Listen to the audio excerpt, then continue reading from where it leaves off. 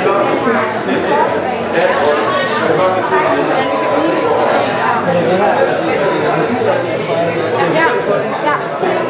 vi skal lave det for at forstå.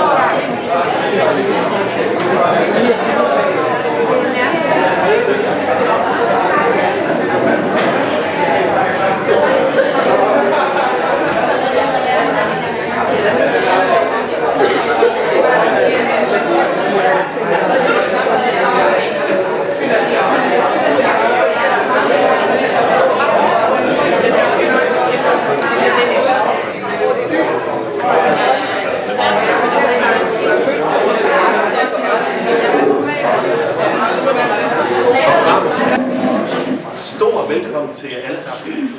Alle jer studerende, som er gjort klar til dagen i dag, hvor vi skal præsentere læremidler. Og også til alle de gæster, der er kommet. Vi har gæster fra forskellige genrer og institutioner i verden. Og måske møder man nogen i dag, som man ikke har mødt før, som man skal snakke lidt med. Det er jo sådan en dag, vi har glædet os lidt til. Den er meget spændende også, fordi jeg har ikke prøvet det her før med at mixe 2 holds læremiddel, arbejde og produktion på én gang. Og det er det, vi har gjort i dag, Pia og jeg, som har været undervisere på 2 fordybelsesmoduler. Vi snakkede sammen i vinters om, at det var sjovt at prøve at mixe det, fordi at, det var næsten for opgang. Så det er så skønt at i dag at kunne virkelig gøre det. Og for lige at fortælle de formelle rammer på, hvad der skal foregå henne nu, så er det bygget op sådan, at cirka fra midten af rummet her, og ned i den afdeling, I ser her, med opslagstavler, der er de studerende, som jeg har haft på et fordybelsesmodul, der hedder læremiddeldesign og entreprenørskab. Og resten af salen, eller den anden vej op mod kantineområdet, der er det Pias hold. Ja, og det hedder faglig løsning. Jeg siger lidt mere om det lidt. Og det er også forskellige ting, vi fremlægger i dag. Det er ikke den samme opgave, der ligger bag det, man møder inde i rummet i dag. Altså de studerende, jeg har haft, de har arbejdet med 3 opgaver i modulet. Og det her, I ser i dag, det er svar på den 3. opgave. Det er ikke den største opgave tidsmæssigt, der har været. Det var nemlig 2'eren. Det var et stort 6-ugers projekt, hvor holdet arbejdede sammen med Teater Kompas her i byen om at lave læremidler, eller læremiddelforslag til teaterets forestilling, der kommer op her hen over sommeren. Men det I ser i dag, det er et bud på en 14-dages øvelse, hvor holdet har haft 14 dage til at komme op med nogle idéer, fuldstændig fra scratch, noget som de selv har gået og rodet med måske, noget de måske er blevet tændt af med hinanden i mødet på holdet. Og derfor så vil I hernede møde individuelle studerende, der har deres eget projekt kørende, par og grupper. Det har man helt selv måtte bestemme, hvad man vil, og hvordan man vil arbejde. Men det, der er fælles for alle hernede i min afdeling, det er, at de alle sammen i dag er blevet testet, kan man sige, eller prøver 4 forskellige måder at formidling af. Og det har været hovedpointen med den opgave her. Det har været at tjekke, altså formidle, gå ud i verden, møde folk og prøve at sælge en til det, prøve at kommunikere en til det. Og de 4 ting, som vores hold blev udsat for i dag, er allerede i fredags, så skulle I aflevere 2 sider på skrift, som beskrev jeres projekt, som en intro til nogle af gæsterne, der er med i dag, som kunne sætte sig ind i, hvad det er for et projekt, man har gang i. Så lige om lidt, så skal I alle sammen op og stå heroppe på det skønne tæppe, kludetæppe. Og det er elevatortaler, der skal leveres herop. 1 minuts elevatortaler. Man får 1 minut til at prøve at fortælle folk om ens idé, og forhåbentlig skabe så meget lyst for jer, der er her, at man efterfølgende kommer rundt og hører lidt mere om idéen. Det er nemlig det 3. formidlingsinput ved Vildt, det er, at de også skal lave en udstilling, hvor man igennem, der har været nogle krav. Det var noget med, at man skulle formidle med brug af video, man skulle formidle med brug af stikbilleder, og man skulle formidle med brug af højst 200 skrevne ord. Så hvis nogen af jer har lyst til at gå og tjekke, så skal I bare gøre det for nogle af de andre holdgæster og gå lidt på. Og så senere i dag, efter kl. 12, så kommer den 4. del, som mit hold skal prøve formidlingsmæssigt. Det er inde i M3, et lokale hernede bagved. Der kommer man ind projekt for projekt, så sidder vi 4 derinde. Mig, eller 3 gæster og jeg sidder derinde, og så går vi i clinch med projekterne. Ikke for at vi skal bedømme dem, ikke for at vi skal give karakterer eller noget, men for at være med til at prøve at se, om idéerne kan få gang på jorden. Altså kan vi hjælpe de studerende og de projekter, der er i gang i, videre. Det er hele formålet med at sidde derinde i dag. Og derfor er der også nogle studerende, der måske har forberedt nogle spørgsmål til os inde i rummet. Det ved vi ikke helt, og det ser vi, hvad der sker. Der er i hvert fald sådan 11 minutter sammen med os derinde per projekt. Lige om lidt, så kommer der 2 gange hold, der skal lave elevatortaler. Vi har valgt, Pia og jeg, at vi kører det sådan, at vi tager en fra Pias hold først op, og Per, som står her, er tidstæller. Det var jo også sidste år, Peter, du kender funktionen af det. Og giver et signal, når minuttet starter, og giver et signal, når minuttet er slut. Og så tager vi op på skift, og så har vi aftalt, at vi holder en pause efter cirka 12 minutter, cirka halvvejs hen. For ellers, vi skal høre i alt 25 elevatortaler. Så det er 25 minutters levering op. Så lige en pause på 5 minutter. Pia, du har noget, hvad I har lavet? Ja. Vores fordybelsesmodul hedder som sagt faglig læsning, og der var sådan set ikke noget, der sagde, at det skulle komme til at handle om læremidler. Men en af de første gange, vi var samlet på holdet, der drøftede vi, hvordan skulle vi finde ud af til sidst, om man havde lært det, man skulle på det her modul. Og det var de studerende med til at komme med idéer til, og det landede på, at de gerne ville producere en del af et læremiddel, altså et opslag i en lærebog til det fag, som de nu kommer fra. De har alle sammen forskellige fag, og at de gerne ville lave en læremiddelmesse. Og så var det jo oplagt lige at høre, hvad dem der på læremiddeldesign, de skulle lave. Og det viste sig, at de skulle også lave læremiddelmesse, og så var resten history, som man siger. Så det, de studerende på faglig læsning, de har arbejdet meget med, det er, hvordan udformer man en fagtekst på en måde, så eleverne faktisk har en chance for at læse den, og forstå den, og lære noget af at læse den. Og det vil sige, at vi har fokus 2 steder. Det ene er udformningen faktisk af teksten multimodalt. Hvordan skal det gøres? Og det andet er, hvordan skal man arbejde med teksten, altså hvordan skal den didaktiseres, sådan at eleverne får noget ud af at læse den. Og det vil sige, at det I ser på standen hos de forskellige på fordybelsesmodul faglig læsning, som er heroppe, det er opslaget i læremidlet, og det kan både være analogt og digitalt. Og så har de studerende afleveret en 5-siders lærervejledning med alt det didaktiske, der ligger om bagved, hvordan skal man arbejde med læsning af fagtekster. Og når læremiddelmessen den slutter i dag, det har holdet også været med til at bestemme, så kårer vi det bedste læremiddel til faglig læsning. Og det skal de studerende selv være med til at gøre undervejs. De skal ind og give hinanden vurderinger af det læremiddel, som de ser i de forskellige grupper. Og det er deres suveræne afgørelse, hvem der vinder præmien for det bedste læremiddel til faglig læsning i dag. Når klokken så bliver 1 i eftermiddag, så mødes jeg med grupperne enkeltvis og giver min feedback på deres læremiddel og på deres lærervejledning. Jeg når ikke på den samme dag, men nogen af dem mødes sig sammen i næste uge. Så det er sådan, tingene foregår hos os. Formidling har ikke fyldt så meget, som det har på læremiddeldesign, og det er først i sidste uge, at de studerende har modstræbende er gået med til, fordi læreren sagde, at de skulle og lave de her elevatortaler.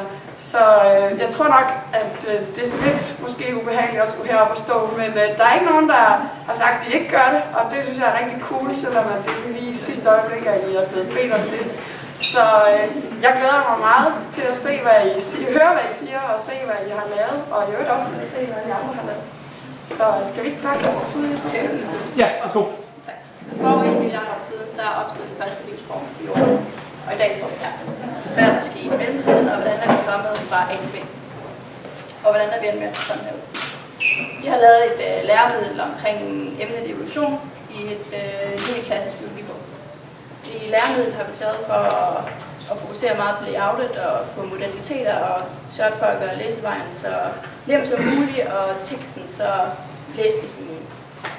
I lærervejledningen har vi sørget for at fokusere på før, under og efter læsning og giver bud på, hvilke aktiviteter læreren kan gøre med eleverne. Jeg hører så ofte de studerende snakke om, hvor frustrerende det er at stå i en praksissituation, og man ikke kan huske den læste teori, ens praksis burde fundere på. Så går man efter mavefornemmelsen. Det er jo også fint, men langt fra godt. Min løsning er simpel. Enhver fagbog burde suppleres op med en grafisk model, der indkapsler selve kernen af stoffet og indholdet på yderst intuitiv vis. På den måde vil den grafiske model sørge for, at fagbogens indhold folder sig ud for øjnene af. Vi, kommende lærere, skal jo selv stå i en praksissituation, hvor tiden er knap og ressourcerne få. Er det ikke vigtigt, at vores beslutninger så hviler på anerkendt teori? Jeg siger, at det er netop derfor, at det er så vigtigt. og med mit produkt altid lige ved hånd. Jeg hører rigtig tit, at der ikke er særlig meget tid ude i skolerne længere til forberedelse. Derfor tænkte vi, da vi stod over for udfordringen og skulle lave et læremiddel, at nu kunne vi se, at der var rigtig mange læremidler til grammatik, og der var rigtig mange til genre og sådan noget, men ikke til konkrete romaner. Så derfor har vi lavet et læremiddel til Hungerbarnet af Cecil Bødker, som er opdelt i 3 hæfter, før, under og efterlæsning og en lærervejledning. Så kan man jo selv gå ind som lærer og redaktere på det. Kom til stand 2 og se på det. Vi er 3 lærerstuderende fra UCL. I kender det sikkert alle sammen, uden valgelse. Dødtræt i undervisning. Som lærer har I nok set det nogle gange hos jeres elever. Nu skal I nogle mere glade og energiske elever, så de kan få lavet energien op igen, så hvor bliver de klar til at fortsætte. Så har vi noget at byde ind med her. Vores læremiddel består af 5 æsker fyldt med øvelser, man kan bruge i undervisningen, som giver mere glæde, øget indlæring og en sundere krop. Energi, ro og holde fokus til målet, det gør man gennem mindfulness, bevægelse, og alle øvelser tager mellem 5 og 10 minutter efter behov. Og effekten er bevægelse, men ikke bare for bevægelsens skyld, men for at få bevæget de rigtige muskler og for at blive ladet op. Så det er op af stolen, træk vejret, brug kroppen, og derfor siger vi træk, stik ud og blive ladet op. Vi har jo faglig læsning, og mange af os forbinder ikke matematik med faglig læsning, men nærmere med opgaveløsning. Men det har vist sig, at inden for matematik er der rigtig meget faglig læsning, og det er rigtig vigtigt, at det er en god fagtekst, man arbejder med. Både for at eleven, men også læreren får noget ud af de bøger, man arbejder med, og det giver en god forståelse for opgaven. Så derfor har vi lavet en fagtekst med stor fokus på den gode faglige læsning, hvor vi har arbejdet med brøker i en 4. klasse. Så kom ned til stand 3 og se, hvordan man inddrager faglig læsning i matematik. Tak. Der lærte jeg at skrive, og jeg synes, det var rigtig spændende at bruge sproget kreativt. Men jeg lærte også hurtigt, at det ikke var det, vi skulle gøre i skolen. Vi skulle altid analysere, skrive resuméer eller lave konklusioner. Det jeg gerne vil med mit lærermiddel, det er at gå tilbage til at kunne lege med sproget og være kreativ og prøve at tage udgangspunkt i sig selv og se, om man ikke har nogle evner inden for noget, der måske udvider en faglig fase. Indtil videre så har jeg 2 opgaver. Den ene er, hvor eleverne de skal ud fra L.A. Grings malerier skrive deres egne historier, og det gør de på baggrund af at have analyseret og kigget på billederne og vurderet osv. Og den anden indtil videre opgave, det er, at de skal ind og lave noget fortællejournalistik, hvor de skal interviewe hinanden, en klassekammerat, dem selv, deres familie, eller eventuelt gå helt ind og kigge på et landskab eller en byhistorie, og så se, hvad de kan få ud af det. Det henvender sig primært til de ældre klasser, 7. til 9. Jeg hedder André, det er min sødeste ven Lasse. Vi har haft lærende design og entreprenørskab. Ja, og vi har valgt at udarbejde et projekt, som vi har valgt at kalde for skole, sex og samfund. Den klassiske seksualundervisning er bygget op omkring nogle traditioner, som efterhånden er lidt passé. Så derfor har vi valgt at kombinere samfundsfag og seksualundervisning i et avisprojekt, hvor eleverne skal skrive artikler hertil. Ja, artiklerne skal med samfundsfaglige briller omhandle de problemstillinger, der har grobund i sex. Ja, vi har valgt at rette fokus på nogle gråzoner inden for emnet, såsom trafficking, voldtægt, incest og en mediedannelse for homoseksualitet. Ikke nogen emner, man ligefrem sidder og taler om til en konfirmation, men de er ret vigtige for elevernes almindelige dannelse. De skrevne artikler de skal være diskuterende, informerende og vurderende i sammenhæng med emnet. Vi har skabt formen for avisen, så eleverne kan fokusere på indholdet. Så skole, sex og samfund vil vise, at det ikke er farligt at diskutere sex og samfund. Det er også noget med blowjobsene. Cirka 14 milliarder år siden skete en kæmpe eksplosion. The Big Bang. Og det var simpelthen skabelsen af vores univers. Og universet er jo et essentielt emne i altid. Der er jo altid ny viden, du finder i universet, og du vil egentlig aldrig helt kunne forstå, hvad der sker. Og vi har altså valgt at lave læremiddel i naturteknik for et 4. klassetrin omkring universet og vores solsystem. Og det har vi skabt for ligesom at sætte lidt mere fokus på det lidt mere spændende og fantastiske ved de her fantastiske naturfænomener, som vi har i vores verden, som for eksempel The Big Bang, eller ja, vores solsystem. Og vi fokuserer rigtig meget på multimodalitet og cohesion, og så har vores design været med til at skabe en fremmed læseforståelse hos læsere på alle niveauer. Og hvis I har lyst, så kan I ned til stand nummer 5, så kan I komme med på en tur rundt i universet og få et stykke kage. Ja, tak. Yes. Man står tit over den problemstilling, som lærer ude i folkeskolen, der er meget uro og energi, og jeg har udviklet et læremiddel, som kan udnytte den her uro her og energi konstruktiv musikfaglig sammenhæng. Læremidlet går kort ridset ud på, at man sætter noget energisk musik på, som kan komme fra en CD eller fra et givet instrument, hvis man har kompetence til et instrument. Man sætter eleverne til at flippe ud på stoppinstrumenter. Efterfølgende går man ind og tematiserer, hvad de forskellige elever tænker på, mens de raser ud. Efter det går man ind og laver en sangtekst, og til sidst så uddelegerer du eleverne på de forskellige instrumenter, der er på folkeskolen. Og til sidst kombinerer du det hele, så man har en sang, og så er det simpelthen gået ind og lavet et musiknummer på baggrund af at udnytte elevernes energi konstruktivt, så man ellers er frustreret over normalt set. Ja. Vidste I, at gysergenren opstod under romantikken? Vidste I, at Dracula er en stor inspirationskilde til mange andre gyserfortællinger? Hvis I ikke vidste det, så var I på bare på den. Men bare tag det roligt. Vores fagtekst har masser af andre guldkorn, der kan forklare lige præcis alle disse ting, I mangler at vide om gysergenren. Kom forbi vores bod og lær en masse fra vores fede gysertekst. Og spil vores fede Jeopardy-spil. Og for fanden, lær at spille et godt gyserskuespil. Ja, kom forbi bod 6. Vi har uhyggen klar. Vi giver jer alle multimodaliteterne. Vi er uhyggens hjemsted. Bod nummer 6. Få gratis flagermus. Kom forbi. Vær glad. Sådan. Vi er to topatleter, som brænder for idrætten. Og vi synes, at idrætten den er blevet taget alt for lidt seriøst i folkeskolen. Det er et kæmpe problem. Hvad gør vi ved det, Morten?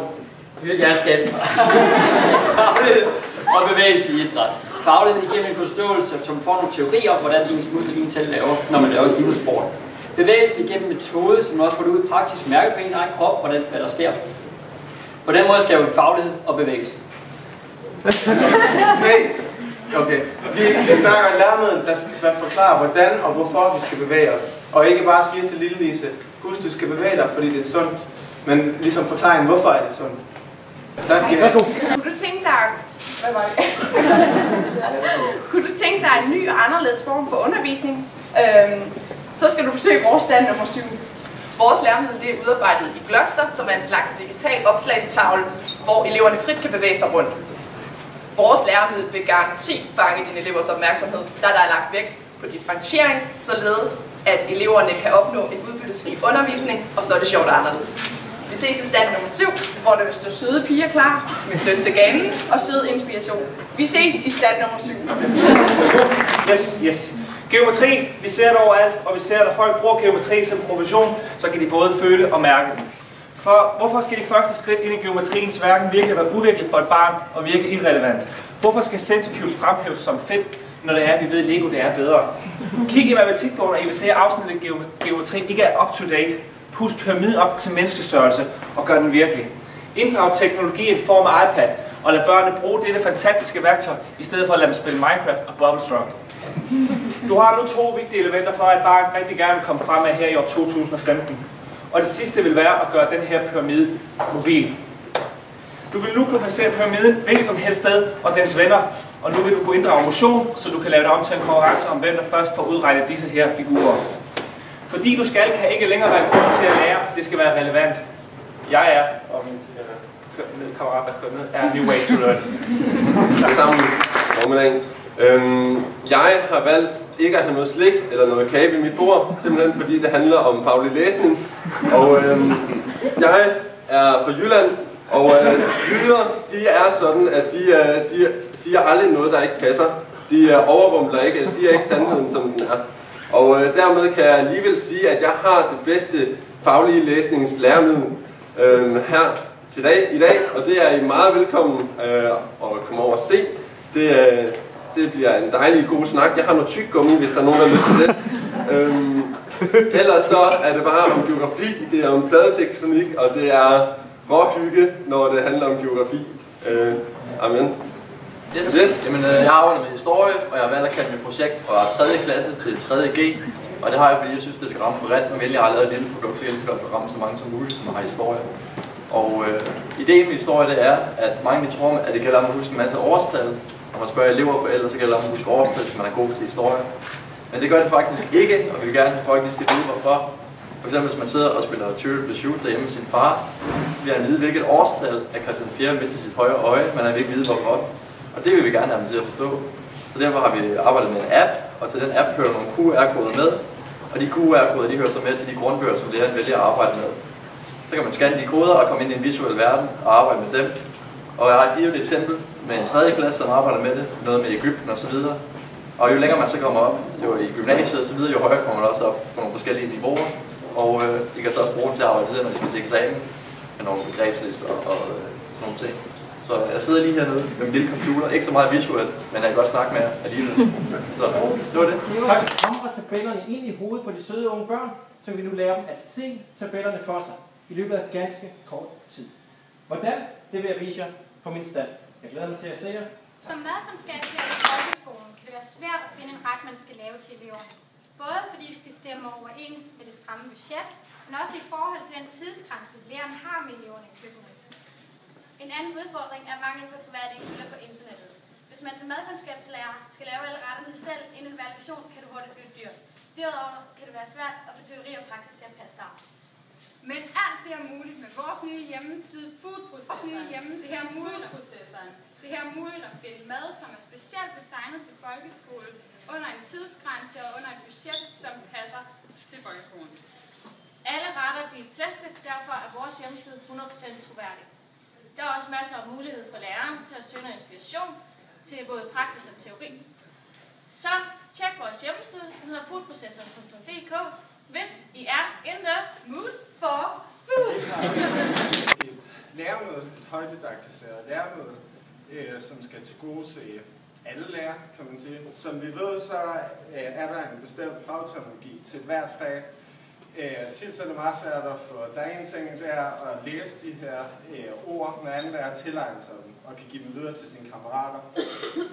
Vi har udviklet et læremøde, som der er til hensigt at bruge i samfundsfag i det her tilfælde. Og der har vi udviklet 8 kort, som er nogle forståelseskort.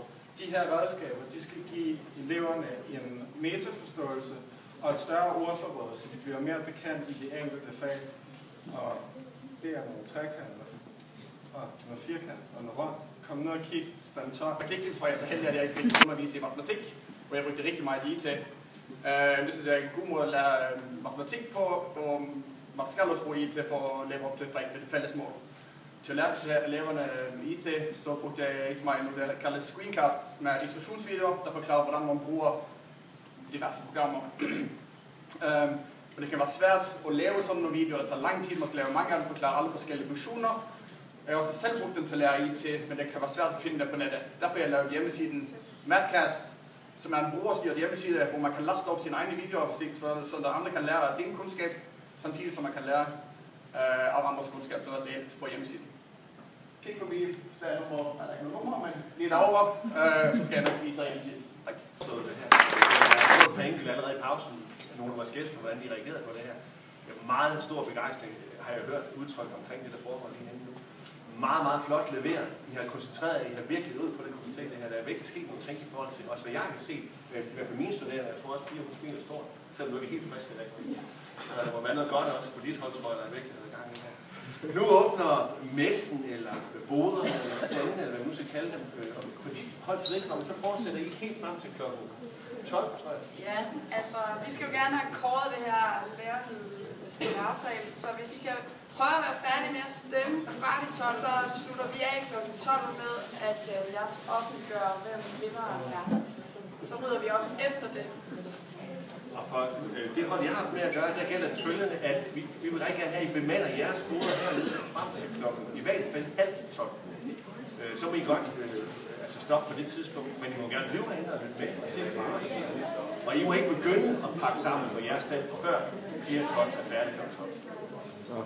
Og alle opsatstavlerne skal være ude igen inden kl. 2, har vi lovet ved det der hvor I fandt dem ude på gangen.